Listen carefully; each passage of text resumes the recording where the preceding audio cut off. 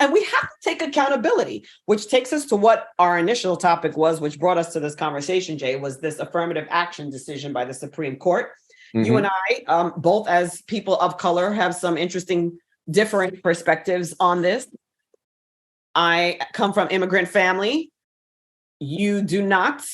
However, once upon a time, you tended to lean, I would say, more right than I did. And it seems like with time, I think we are crossing opposite sides of the bridge. Where are we, sir? What say you on this affirmative action decision? I got a lot to say, and I know you do too. Collect your thoughts. It is very concerning, but we knew this was going to happen. With this Supreme Court, it was only a matter of time. If it didn't happen this summer, it was going to happen next summer. I'm surprised it didn't actually happen last summer when they did their first series of cases. The most notable one being when they got rid of Roe v. Wade, right? We know what this Supreme Court, this 6-3 conservative Supreme Court is all about. They're doing everything they can to kind of wage culture war. So first and foremost, people talk about activist judges, and usually they're thinking of leftists. We have a 6-3 activist Supreme Court that is a bunch of right-wing conservative culture warriors. Now, some things they have actually gotten right. They did some things when it came to voting rights that I actually was not expecting.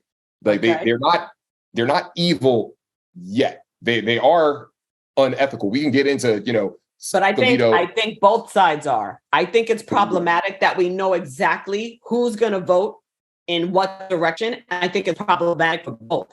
The whole point of their job is that they're supposed to vote in a way that's best for the country. Their personal beliefs should not be revealed in these decisions. And the problem is that's exactly what's happening. Yeah, at least your culture war beliefs. Maybe your beliefs about how the law should be interpreted, sure. But your culture war beliefs shouldn't really have much of a bearing on this. And they do from both sides.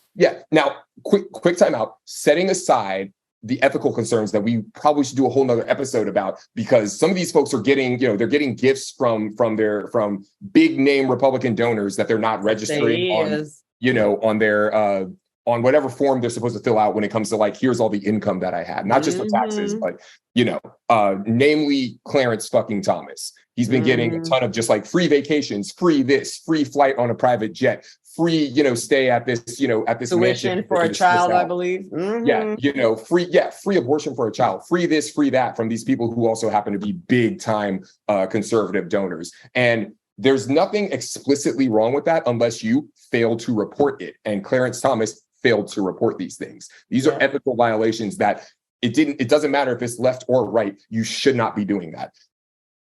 Right. Time out over, back to affirmative action. So Obama's Supreme Court, if you want to call it that, the previous Supreme Court, when it was 5-4 leaning in Democratic nominated or Democratic appointed Supreme Court justices, they kind of heard this about 10 years ago with the Abigail Fisher case.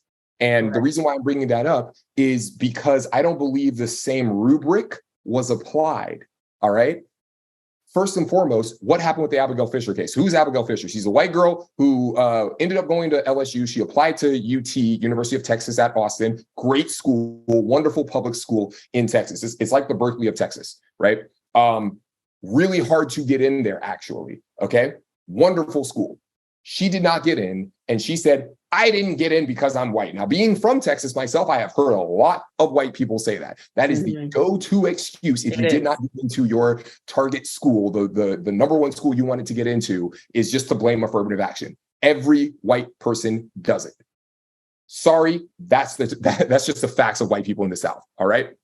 Abigail Fisher did this, and the lawyer whose name you just looked up, Edward Bloom. All right. Remember that name. They made a case saying, hey, we found a couple of black kids who had worse grades than her who still got in, right?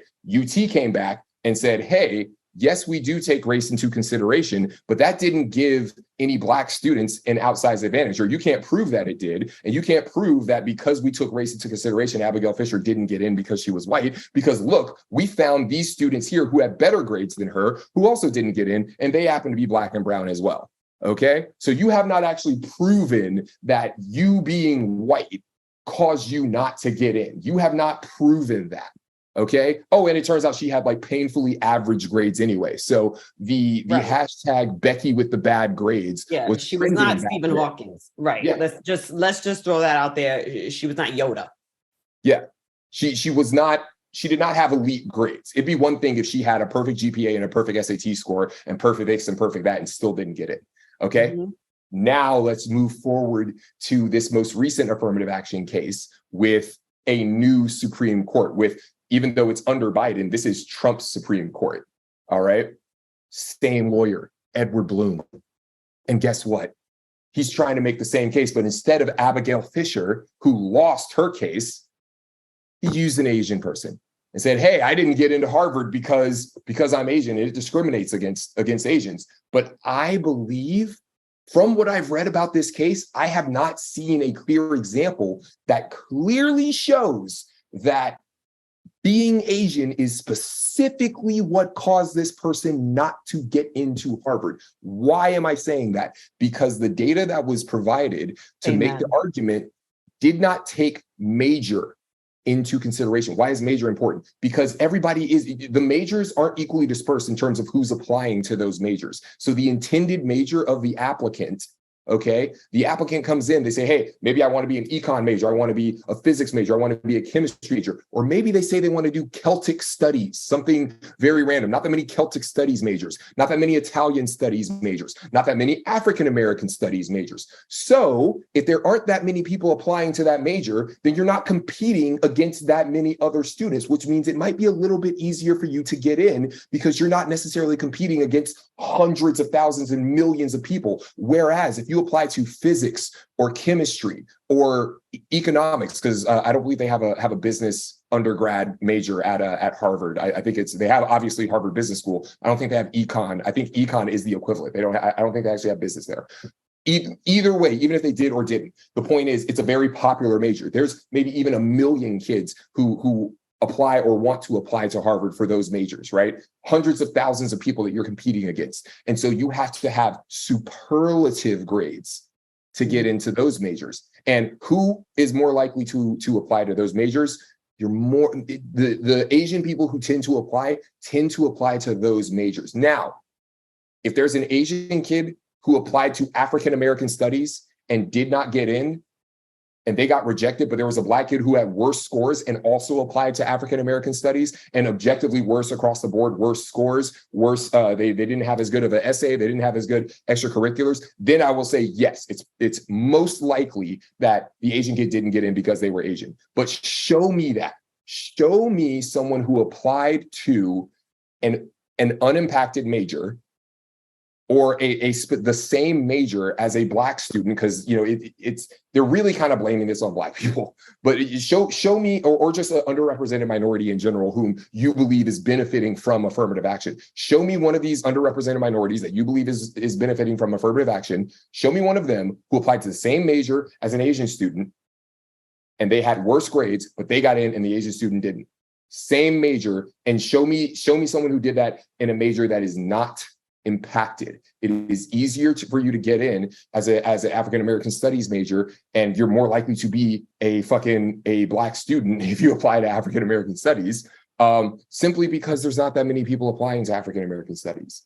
All right, which means instead of having superlative grades, you'll get in with elite grades. You still have if the competitive right. If the pool is steeper, then the requirements are going to be harder if there are just simply more people applying to get in under that major, which normally you do have to sort of lean towards a major in your application process. That's what I remember in mine. Yeah, but the point is, these kids are getting these Black kids that they think are only getting in because of affirmative action, or the underrepresented minorities in general that they believe are only getting in. It's not like these people are not qualified. If they got in for African American studies to fucking Harvard, it's not like they got in with a shit GPA. They still had to have a sky high GPA and an incredibly sky high GPA or an incredibly high sky high score on a standardized test, ACT or SAT, and great extracurriculars, a great essay, and all of these other things.